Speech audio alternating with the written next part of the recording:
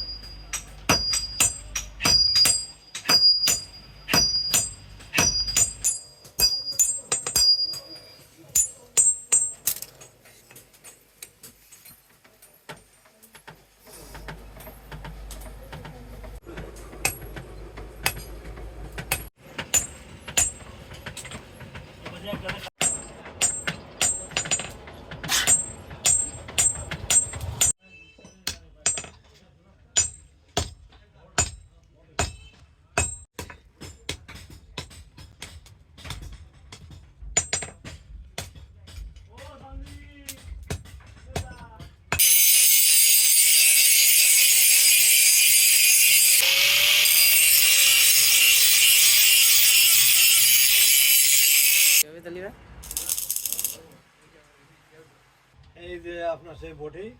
আচ্ছা এটা সেই বেয়ারিং দিয়ে, তাই না? বিয়ারিং দিয়ে তৈরি করে দিচ্ছি। বন্ধুরা এই যে দেখুন সেই বেয়ারিংটা দিয়ে কত সুন্দর একটি বটি তৈরি হলো। কেমন টেকবে? এটা বহু বছর যাবে, 20 বছরের উপরে যাবে। আচ্ছা আচ্ছা, দেখেন বেয়ারিং দিয়ে কত সুন্দর একটি বটি তৈরি হলো।